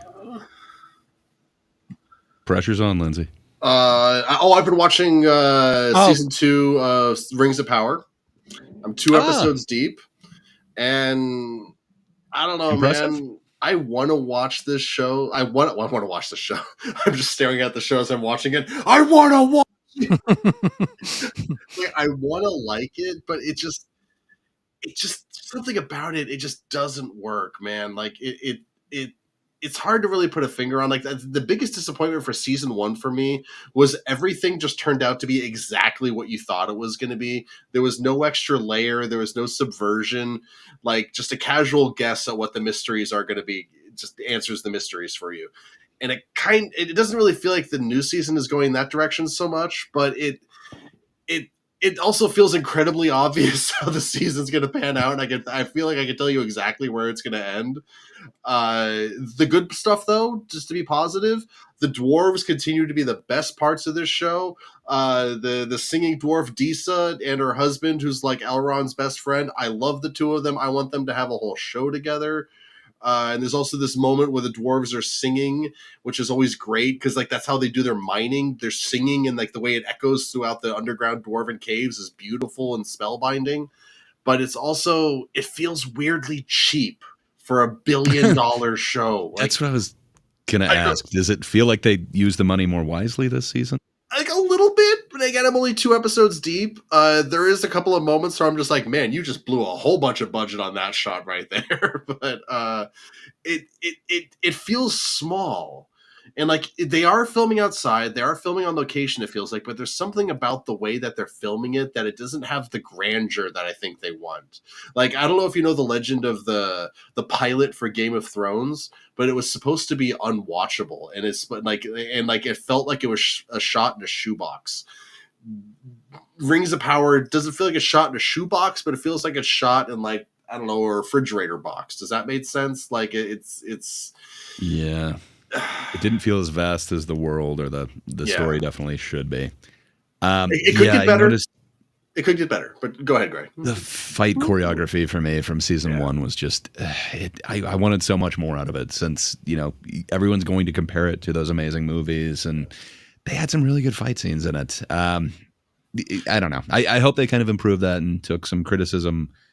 I hope they took it in the best spirit that they could have and made some improvements. But I have yet to watch the first 2 episodes. There's interesting things going on. Like, I'm not ready to completely write it off yet. But there is one fight scene very early on in the first episode. It's like, cut to hell. It's kind of hard to follow what's happening. It's a little Any improvement? I really did not like the ice troll battle, which was pretty early on. I think that was like episode 1 of season 1. But it doesn't feel as fake as that felt, because like as much as I love elves flying through the air, there's something about the way that she flew through the air in that sequence that felt a little, on wires. Like obviously every time they do that, it's on wires, but it shouldn't feel like it's on wires. You know what I mean? So it's not quite there, but it definitely it's there's hyper editing in fight scenes annoys me, and there's a lot of that going on in the one fight scene that I've seen. Charles? You're having a fight scene of your own over there. That's kind of awesome. I'm losing hard. Bastard hiding somewhere too. Come out and face me. One of my favorite moments from any comedy anime ever is this character who's Saitama, who's of unlimited strength, trying to kill a fly, and every time he hits something, it's like with so much force, but he keeps missing it. He's just putting handprints and everything around him. Sorry. That was I literally have. At least you're not talking about something unfortunate like last week. It's all right, Lindsay. Nobody knows. It's fine. Shit. Great. Wasn't there something that we were talking about just before we went live, or did we touch on that yet?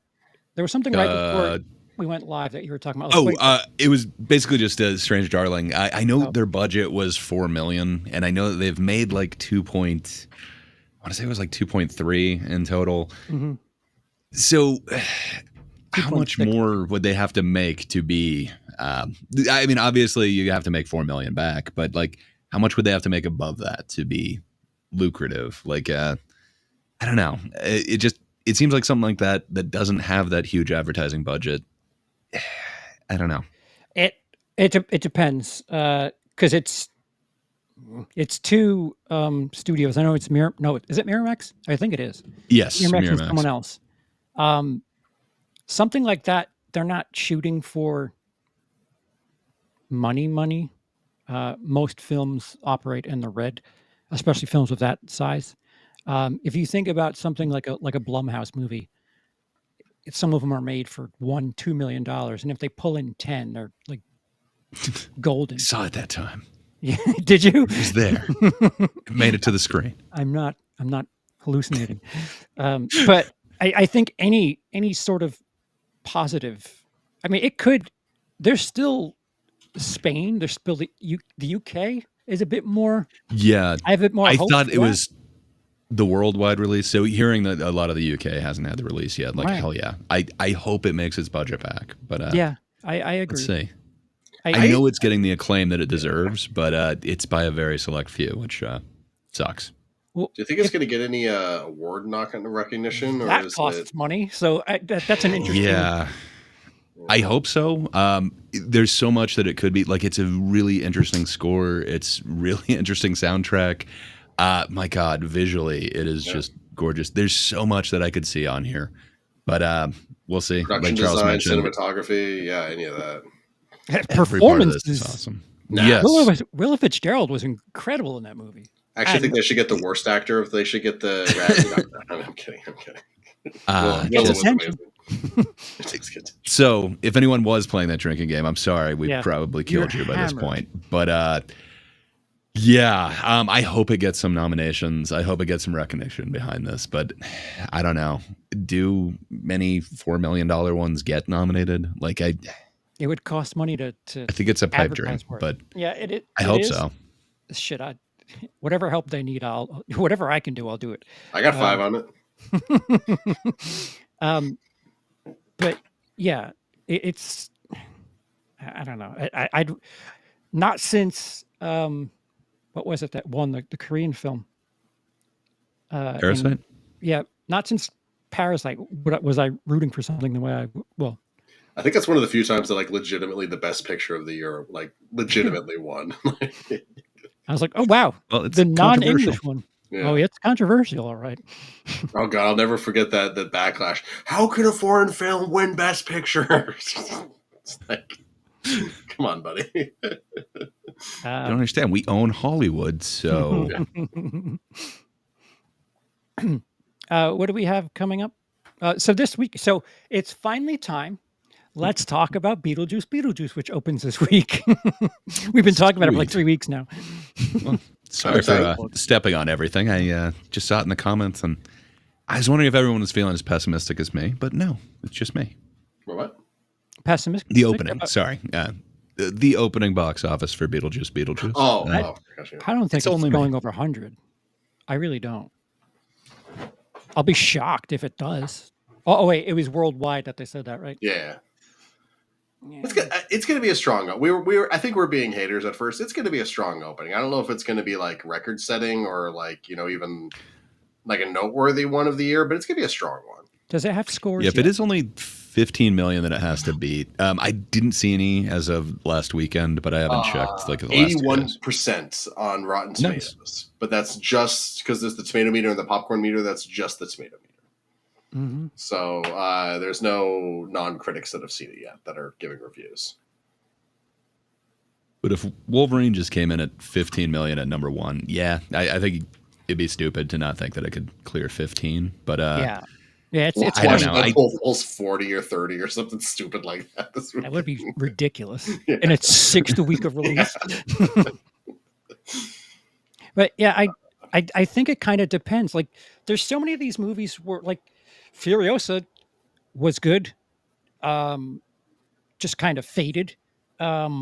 Alien, good, I mean, faded. it came back. It came back to 2. That's kind of. Granted, it's when it's down to 15 for number 1. So fair enough. But I like to see it back in the top couple. It just seems like people are watching things that are not Deadpool Inside Out.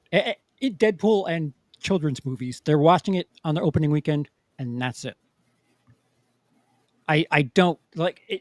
The question for me is, less so about opening weekend and more about next weekend. Because what even opens next weekend? Good Movies. question.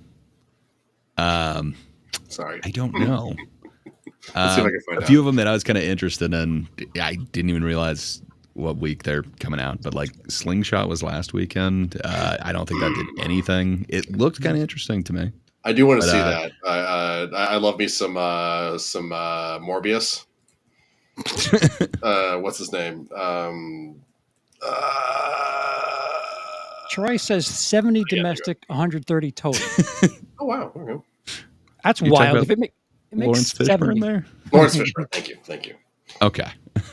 I kept pointing to say Francis. I'm like, his name's not fucking Francis, brain. Go away. I don't know. The cast looks fun. I like Casey Affleck, like Lawrence Fishburne, like Frenchie. Oh, yeah, I was about to say Frenchie from The Boys is in it too. Like, yeah. Oh, yeah. So I don't know. It looks interesting, but it did nothing. So I don't know. But yeah, I have no idea like what is coming out really. There's a couple of them by the end of the year. Like Nosferatu looks awesome. I don't know what too. Megalopolis is going to be like. Oh, that might be relatively soon. I'm down for that. I don't know if I'm excited for it or not, but it's just like I want to see it. Whatever it is, I just want to experience it. Does Francis Ford Coppola count as the category of directors that people will go see? Because I don't think so anymore. It's a bizarre new movie that I don't know what the hell idea it's coming from. By the way, I apologize. Did I say Morbius is in Slingshot? Yes. Morpheus. That's what took me a second. That's like, you're not talking about Larry Fishburne, are you? I said Jared Leto. Never mind. I appreciate my co-host for just rolling with it. I'm a dice. Thank you for keeping me honest. Yeah, actually, that's bad. I would like you guys to correct me if I screw up like that. Bad. You know, sometimes what you say, sometimes the things I say are so embarrassing, though. Just you have to let them hang. Well, I'm telling you, I need you to correct me to train myself to not do that. That's true. That's true. But noted. Yeah, we could talk about that whenever it happens. A couple other ones that look interesting. Like I keep seeing this trailer for Heretic, which is that's interesting. I can't remember if it's A24, but it's it looks kind of interesting. It's what's his name? Hugh Grant. Are you sure it's Hugh Grant or the Hughest? Yeah, I don't know. He looks like kind of an evil character taking advantage of like some missionaries. I don't know. Could be fun, but I don't know. I'm not sure if anything's going to be huge for the rest of the year, but this was the other one that kind of kept coming up was Beetlejuice. So, do you see any huge ones this year, or am God's I just Not Dead 5 and God We Trust, sir? I still oddly defend God's Not Dead 3, but I don't think this one's going to be good. I think I'm more curious about the second week. The more I'm reading these numbers for Beetlejuice, I don't know, maybe we could be massively wrong. Yeah, this could be another one where we're just horrendously Is this wrong. Bad Boys all over again? Because I'm just like, what? Well, I finally got around to seeing that one too. I think I watched that this week. I enjoyed that. Yeah, it wasn't as bad as I thought it was going to be. Oh, sorry. This I'm ready girl to pass it on to the talking next. I was talking about that. I'm doing this box office show tonight. And she's like, "How's Hollywood doing this year?" It's like, man, I don't know. It's impossible to predict anything. But go ahead, Greg. I cut you off. I apologize. I was just gonna say it kind of it reinvigorated the thing. Like they're doing a lot of these kind of handoff to the next generation type movies. I don't think it was done horribly in that one. I'd be kind of interested to the next gen in that. Good question to Jesus. Smile 2. Has anybody seen anything? That's supposed to come out in a few weeks, that movie. Yeah, they're kind of I haven't seen close to the a chest. peep from that movie. There's one trailer that's playing a lot, and it's a good trailer. Really? Yeah, I'm seeing it a lot. I have not seen anything for it. Right. I haven't even seen a single trailer. I'd be down. I enjoyed the first one. I thought it was going to be a lot more comical than it was. Yeah. Well, what's the other one that was kind of similar to that, Truth or Dare or whatever? I thought it would be a lot more along those lines than what deep. we got.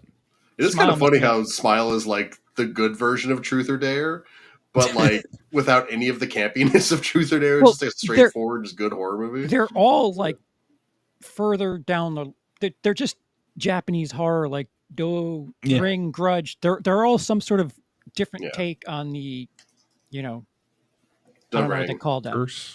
Curse. Yeah. There's, it's no different in its spine than something like Ring Fair of Enchantment. enough. But Some Funny did a that little you brought differently up- though. Like right. It Follows seems very Right. original. Yeah. But same type of deal. True. You're Yeah. cursed, whatever. Yeah. Just a fresh set of meat over a very similar spine. Well, the difference with It Follows, I think, is there's not like it's not like 7 days and then you die. It's like you'll live until this thing finds you. It could be 7 days. It could be 7 years. Is that what it's called, Dice? Thank you. Transmitted demon. Ooh, Yeah. okay. Which I think this would count for that too. But I like it. That's I my don't know. death metal It's a band. genre I'm a fan of. What can I say? I like am the excited for this suspense. one. Like the Smiles one was so good. I'm a little worried about this one since you guys haven't seen the trailers. I'm not going to say what my theory is, but I think there's a very obvious end to this movie. If you kind of know what the story is, and part of me is hoping it's going to subvert that and it's going to be dope as hell. But the other part of me is like it's going to just go for the very obvious ending, and that's a little disappointing. We'll see. I could be falling for the trap that they're setting up for us. Who knows? There's a lot of stuff that's coming out in the next. I mean, we were like joking about it before, but September seems to be the red carpet month for October because Never Let Go. Mhm. I don't know what to think about that. It's a mother and 2 kids in the apocalypse. They attached to their house with a rope. I don't know. The remake of that Danish. Oh, what was it called? Damn it! Oh, another round. No. The horror movie Speak No Evil. Oh, Yeah. That comes out. You have Terrifier 3. There's a whole bunch of horror movies that really, you would think that there's 15 weeks left until Halloween, but Smile 2 is in there somewhere. It's just very, very crowded. And this is what we were talking about earlier, that horror seems to be doing the gambling thing. And they don't need to make 50 million. If they get 10, they're all set and they take off, which is neat. Wait, Yeah. by the way, Oh, yes. is Fallen the Terrifier John- 3 this sorry. this October. Yeah. Sorry. I think you're right.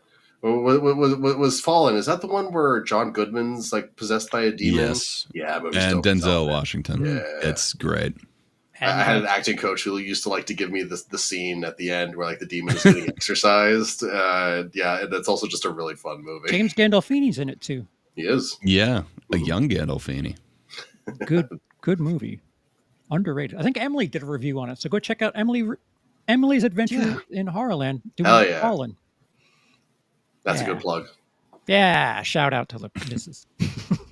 Oh, I also keep forgetting this is coming out. I'm excited for the Superman, the Christopher Reeve story. Oh, the That should be documentary. Yeah, I'm down for that. That should be cool. That's not exactly horror, but I'm down. All right, we have 5 minutes. Apologies, guys. We'll at some point we'll get this figured out. I'm going to read you a pseudo script that will explain things. Again, a very, very special thanks to Jacob Benson for being the sponsor of both last week and unofficially, but officially this week as well. Somebody was asking about it, and maybe it was Jacob. I don't remember.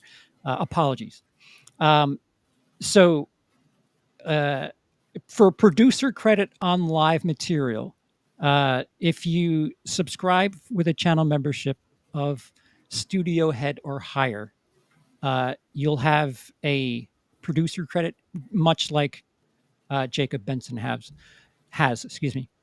And if you're going through Patreon, they're the 2 highest tiers. If you're on the highest tier in either instance, you'll have an executive producer credit, which your name will be in the title. Show business presented by John Doe. So there's that. The highest tier for a channel membership to get a producer credit, the highest tier for Patreon to get the executive producer credit. Not that I'm asking anybody to do it. Somebody asked me to clarify. I've clarified. Thank you. I need you to, especially if you need to see the content in the future, you're going to need to subscribe to both Grey Poupée. Nope, wrong. And my 2 cents of nonsense. We're going to start with Lindsay. He needs to get those watch hour up. So at some point, probably within the month, we're going to have an alternate site for Cool. show business. And if you're not subscribed, you won't know.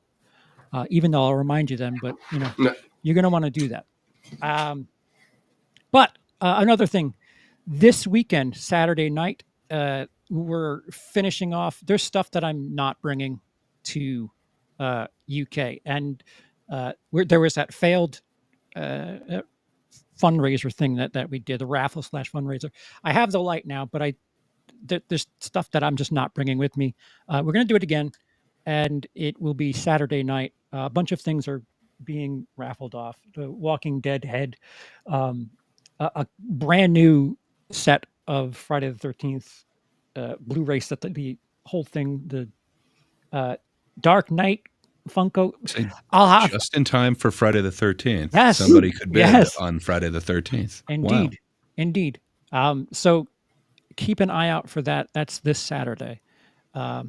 What do you have coming up, Cray?